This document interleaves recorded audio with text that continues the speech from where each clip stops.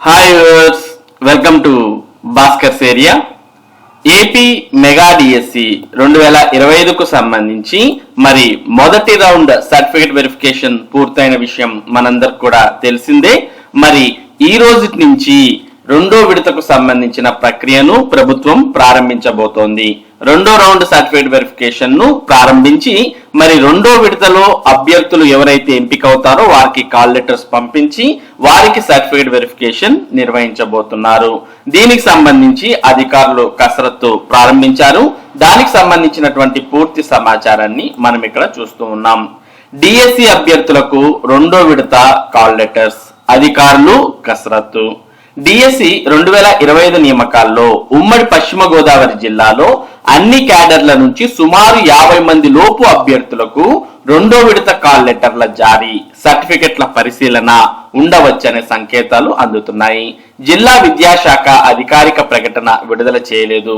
మొదటి విడత కాల్ లెటర్లు జారీ అయినా అభ్యర్థులకు సర్టిఫికెట్ల పరిశీలన పూర్తి కాగా గైహాజరైన అనగా అబ్సెంట్ అయిన అభ్యర్థులు ఒకటి కంటే ఎక్కువ పోస్టులకు దరఖాస్తు చేసుకుని కాల్ లెటర్లు అందుకున్న వారి అర్హతలకు తగిన పోస్టు మినహాయించి మిగతా ఉద్యోగాలకు ఆయా పోస్టులకు తగిన విద్యార్హతలు లేని వారి స్థానంలో తదుపరి మెరిట్ అభ్యర్థులతో పాటు వివిధ రిజర్వేషన్ కేటగిరీల నుంచి అర్హులను చేర్చి రెండో విడత కాల్ లెటర్లు జారీ చేపట్టనున్నట్టు తెలిసింది. కాబట్టి చాలా మంది మరి మా రిజర్వేషన్ లో మాకు కాల్ లెటర్స్ రాలేదు అని ఎవరైతే గతంలో పేర్కొన్నారో అటువంటి వారందరికీ కూడా మరి ఇప్పుడు కాల్ లెటర్స్ జనరేట్ అయ్యే అవకాశం ఉంది. వివిధ రిజర్వేషన్ కేటగిరీల నుంచి ఎవరైతే అర్హులు ఉన్నారో అటువంటి వారికి రెండో విడతలో కాల్ లెటర్లు రాబోతున్నాయి. కాబట్టి అటువంటి వారంతా కూడా మీ యొక్క క్యాండిడేట్ లాగిన్ లో చెక్ చేసుకుంటూ ఉంటే కాల్ లెటర్స్ అనేవి ఎప్పుడైనా రావచ్చు. మరి సర్టిఫికేట్ వెరిఫికేషన్ కూడా ఆ కాల్ లెటర్ లో సూచించినటువంటి సమయానికి తర్వాత ఆ సెంటర్ కి వెళ్లి సర్టిఫికేట్ వెరిఫికేషన్ ను పూర్తి చేసుకోవాల్సిన అవసరం ఉంటుంది.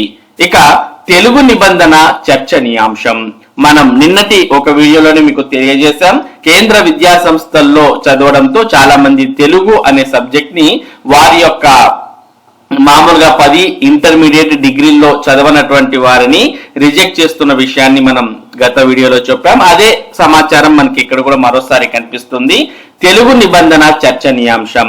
నవోదయ, కేంద్రీయ విద్యాలయ, సిబిఎస్ఈ తదితర కేంద్ర విద్యా సంస్థల్లో చదివిన కొందరు అభ్యర్థులను తెలుగు నిబంధనతో అనర్హులుగా చేయడంపై సర్వత్రా చర్చనీయాంశమైంది.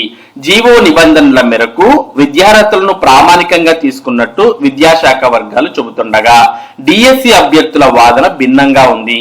కేంద్ర విద్యా సంస్థల్లో 10వ తరగతిలో ప్రథమ భాష లేదా ఇంటర్మీడియట్ లో ద్వితీయ భాషగా తెలుగు లేదా డిగ్రీలో కోర్ సబ్జెక్టులలో తెలుగు ఒకటిగా ఉంటేనే డిఎస్సి, ఎస్జిటి, స్కూల్ అసిస్టెంట్ తదితర పోస్టులకు అర్హులవుతారని విద్యాశాఖ వివరణ ఇవ్వడంపై విమర్శలు వస్తున్నాయి. వాస్తవానికి విద్యా కోర్సుల్లో తెలుగు ఒక సబ్జెక్ట్ గా ఉంటే సరిపోతుందని అభ్యర్థులు చెబుతున్నారు. కేంద్ర విద్యా సంస్థల్లో 10th చదివిన విద్యార్థులకు ఫస్ట్ లాంగ్వేజ్ తెలుగు ఉంటేనే డిఎడ్ లేదా బిఎడ్ ప్రవేశాలు కల్పిస్తామని అప్పట్లోనే విద్యాశాఖ షరతు పెట్టి ఉంటే తమకు డిగ్రీ ప్రవేశ పరీక్షలు, ఉపాధ్యాయ విద్యా శిక్షణ కోర్సు పూర్తి చేయడానికి వెచ్చించిన 6 ఏళ్ల సమయం కోల్పోయేవారం కాదని అభ్యర్థులు ఆందోళన వ్యక్తం చేస్తున్నారు. డిఎస్సి ఉద్యోగాలకు పోటీ పడి సెలక్షన్ జోన్ లోకి వచ్చిన తరుణంలో నిబంధనల మాటున అనర్హులుగా చేయడం సబబు కాదని వాపోతున్నారు. ప్రభుత్వ పెద్దల వద్దకు వెళ్లడం లేదా కోర్టు, మానవ హక్కుల సంఘాన్ని ఆశ్రయించనున్నట్టు ప్రచారం జరుగుతోంది. సెలక్షన్ జోన్ లోకి వచ్చిన అభ్యర్థులకు సెప్టెంబర్ 5లోగా నియామక పత్రాలను జారీ చేసి తర్వాత పోస్టింగ్లకు కౌన్సిలింగ్ నిర్వహిస్తారని తెలిసింది. కాబట్టి మరి అంతా అయిపోయిన తర్వాత మరి వారు చాలా 6 ఏళ్ల పాటు కష్టపడి డిఎస్సికి ప్రిపేర్ అయ్యి మరి ఉద్యోగాలకు సెలెక్ట్ అయిన తర్వాత మీరు అర్హులు కారు అని చెప్పడంతో వీరంతా కూడా ఆందోళన చెందిన విషయం మనం ఇక్కడ గమనించవచ్చు.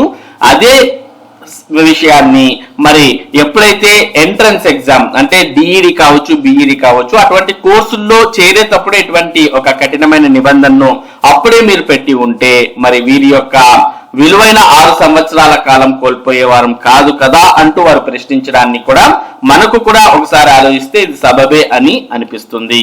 కాబట్టి మరి ప్రభుత్వం అయితే వీటి మీద ఆలోచించాల్సిన అవసరం ఉంది.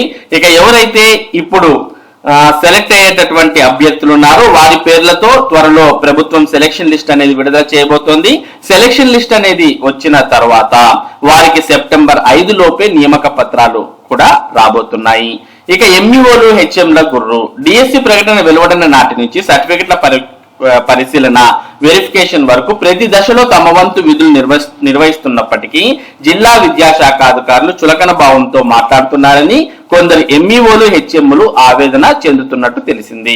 ఇటీవల 2 రోజుల పాటు సిఆర్ఆర్ ఇంజనీరింగ్ కళాశాలలో నిర్వహించిన డిఎస్సి అభ్యర్థుల సర్టిఫికెట్ల పరిశీలనకు ఉమ్మడి జిల్లా వ్యాప్తంగా ఎంఈఓ హెచ్ఎంలు ఇతర అధికారులు సిబ్బంది రేయింబౌళ్లు పనిచేశామని, అంత విజయవంతంగా ముగిసిన తర్వాత వేధించే విధంగా ఒత్తిళ్లు తేవడం అవహేళనగా మాట్లాడడాన్ని సహించలేకపోతున్నామని సహచరుల వద్ద వాపోతున్నట్టు సమాచారం. ఆదివారం సాయంత్రం జిల్లా విద్యాశాఖలోని ఒక కీలక అధికారి ఒక ఎంఈఓకు ఫోన్ చేసి బెదిరింపు ధోరణిలో మాట్లాడడంతో విసుగు చెందిన ఆ ఎంఈఓ దీటుగానే స్పందించినట్టు తెలిసింది. నోటికి వచ్చినట్లు మాట్లాడితే సహించేది లేదని చెప్పినట్టు సమాచారం. బోధనేతర సిబ్బందితో చేయించాల్సిన పనులను ఎంఈఓలు హెచ్ఎంలు చేస్తున్నారని వివరణ ఇచ్చిన ఎంఈఓ ఇక మీదట అభ్యంతరకరంగా మాట్లాడితే ఉన్నతాధికారులకు ఫిర్యాదు చేస్తామని చెప్పినట్టు తెలిసింది.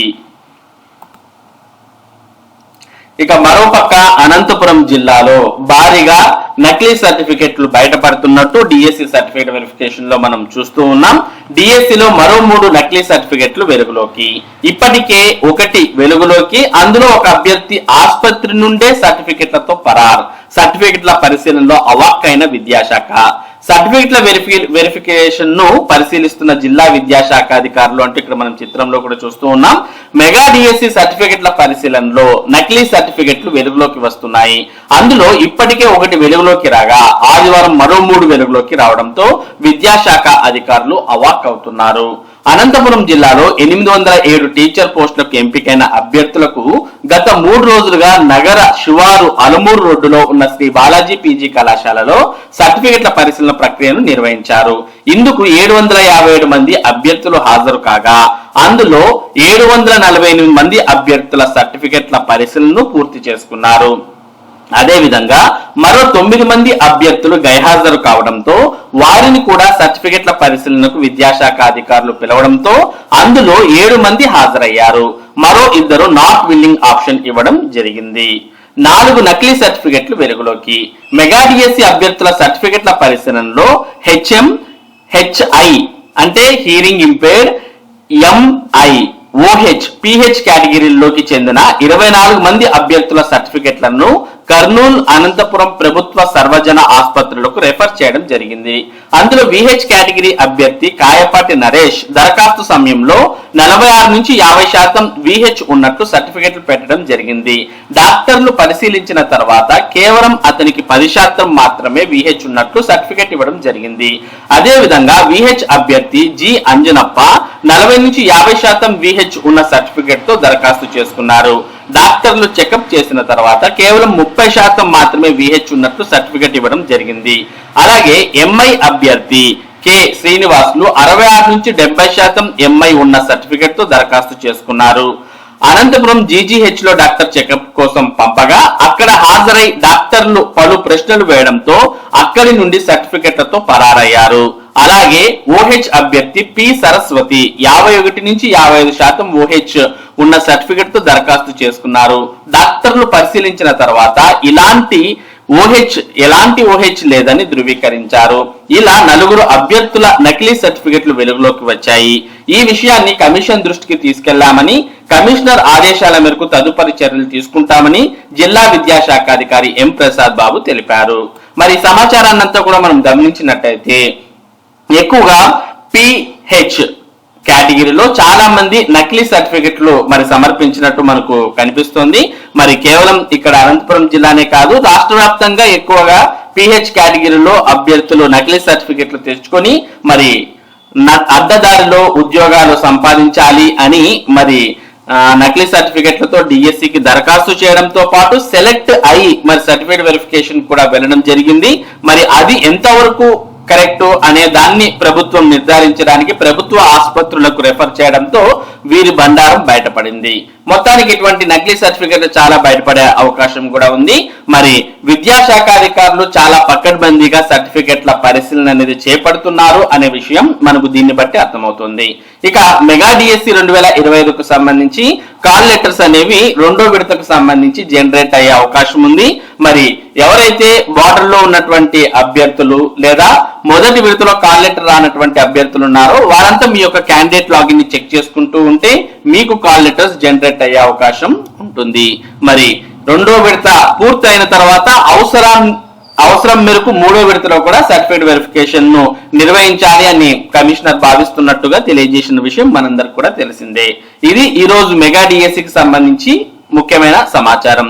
ఇటువంటి ముఖ్యమైన సమాచారం టెట్ మరియు డిఎస్సికి సంబంధించిన అప్డేట్స్ ను భాస్కర్ ఏరియా మీకు అందిస్తూ ఉంటుంది. మరి ఈ అప్డేట్స్ మీరు మిస్ కాకుండా పొందడానికి మన భాస్కర్ ఏరియా యూట్యూబ్ ఛానల్ కు సబ్స్క్రైబ్ అవ్వండి. అలాగే ఈ వీడియోని లైక్ చేసి షేర్ చేయండి. Thank you for watching this video.